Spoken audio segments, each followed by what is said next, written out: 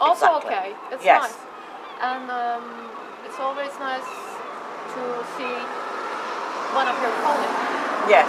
But for example, when you arrive a city and we want to show you to the city, you know, I'm this is not an anthropological experience. I'm also, okay, apart from being making art, I mean, anybody can contact me anytime about profession or if they need anything from me. Yes. I mean, I had some amazing experiences from some, let's say, from some students who are writing their thesis in the east part of Turkey, for example. I have one example. One day I received this email, like, Miss Özseçen, I'm very interested in your work. I was like, oh, and I want to see some video work of yours. Right. I was like, well, okay. I was reading this email. You know what? In that part of Turkey, there are days, months, there is no electricity. Oh, really? And I know that girl, she will do her best to take that, whatever I'm going to send her. She will go to this public cafe in front of men smoking cigars or playing cards. She's going to watch that. Right. She will do her, you can't send every documentation to everyone, but when I read that mail, I mean, it was so touching. Yes, and you could tell also that she was really committed and serious. Commitment, yes. serious, fantasy, also exactly, fantasy. Well, yes. Well, there's no water sometimes. Water is frozen. Really? It's -15. Or, that kind of somebody. It's that far east. It's as far east, yes. And, terrorism, war going on. She thinks of my work to quote in the thesis. She needs some visuals. And you know what? I had the pleasure to send them to send her. Yes, yes. And I said, no problem. It's yours. Watch it. But even when you're watching, please send me where did you watch it? I wonder. Just send me something. You want to know, yeah. Because I want to know how did you manage to watch it? To do that. Do that. Yeah. And what was actually, if anyone else saw it at the same time, I mean, if she do they have internet cafes or possibly? Maybe not. And maybe, let's say, for example, we all try to maintain a, normality, normal lifestyle. I don't know what that is, but, we know there's a supermarket, we know there's electricity, but these are some luxuries for some people. Yes. And she thought of art. Yeah. So that's what I want to come back to that point. Okay, what we do is not bread and butter for some, but I always see contemporary visual arts and architecture as maybe it's the second time I'm using this word, expertise. Yes.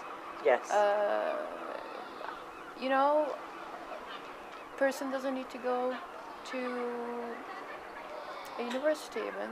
It doesn't need to be, but to have understanding of what we do, or to have such fantasies about becoming something else after it, I value that a lot. Yes, I mean, I agree. I went to school with, let's say, in Rights, there is nobody asked you. Actually, I was the only one having an MFA. Yeah. My friend Mashaka, he was from Africa, maybe high school, but he went to a genius high school. He doesn't need to continue later on. Everybody's educational standard is different in each country. Very much so, yes. So that was the beauty of it, because our common point is our work. Exactly. I don't need to hear where people graduate, but it gives an additional layer for me or for some to understand this person's what does she do, why does she do, why she present it this way. So that's why, let's say, I prefer to have a YouTube interview rather than a kind of, let's say, smaller circle you can reach, just to make the radius broader to some other people who couldn't make it to Pines Garden, who couldn't make it to a Dover car park garage, or who couldn't make it to Dover, because we have in our minds, when they say Ebru, let's say, I mean, I had this experience. Let's say a friend of mine went to a non-profit work organization in Addis Ababa. Right. And I always thought Addis Ababa, oh, it's an ice cream, because I was thinking, because it was, they were selling it, you know, please don't think I perceive the environment according to food, but I was a kid, and in the cinemas they always sell this Addis Ababa ice cream, and there was palm trees, and it was like Alaska or something like that, very, you know, very utopic place for me that I never see. Beautiful beaches. Beautiful beaches, maybe, and that kind of thing. And I still don't want to Google it because I don't want to. I don't want to. You don't want to be disappointed. Know the reality of it. I just, maybe one day I want to arrive there, but I don't want to. Actually, for the, let's say, from the beginning, when I come to Kent, let's say, if I wish I didn't see that BBC documentary, because I was like, oh my God, I have to really learn about sustainable architecture.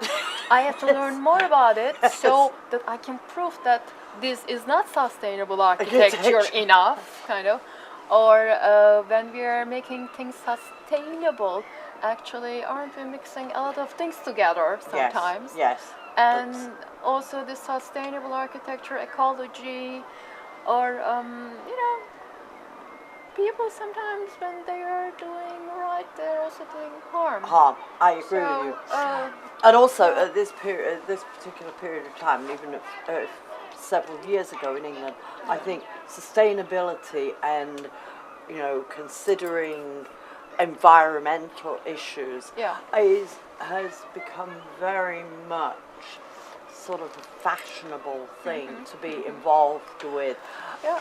But not necessarily that some people who sort of preach, let's say, even some real estate companies, they are like, because, I mean, not real estate company, okay, I mean, these guys are not merchants, they are doing good for themselves and for some. Yes. But on the other hand, let's say, some very prestigious investment firms, they go, I mean, and let's say, pay for some lectures about sustainability or ecology, just to, you know, brush up their image a little bit. Low carbon buildings. Low carbon buildings. And it's, I mean, if it's good for the humanity, just do it, it's fine. Exactly. And it gives you a little bit more prestige on the public realm for the firm. Yes. And let's say, but when you as a freelancer, when I'm as a freelancer, putting our brain into it working, nobody comes and pays me, oh, Ebru, you work a lot on it, you know, why don't you come and we do something else. It is our research. Yes. We have to make really deep research before we say something in the public. It is not like we hire professors from that university or that another place to justify our position in the society. No. Yeah, we don't have that luxury of coverage. But what we can do as an artist or a curator or architect or philosopher of the visual thing, we can make catalogs. We don't need a proof because we know what we do. Oh, exactly, that's true. And I think it's been, for me, Ebru, working with you on these projects in Dover has just been a really valuable period of time, and actually. I think you're just looking to horizon, seeing all of our projects one by one, kind of. Yes, well, I see the horizon. I see France. Yeah. I think it's really important to, you know, to create opportunities that artists like you can actually come here and work, and hopefully not only are you bringing something and adding something to the environment here, the place, but hopefully that you're getting something back from it as an artist. And I think that to me is what is really important about working outside of the gallery structure, particularly because in this part of England there are very few contemporary art centres of any kind. And so using the public realm as almost this backdrop to be able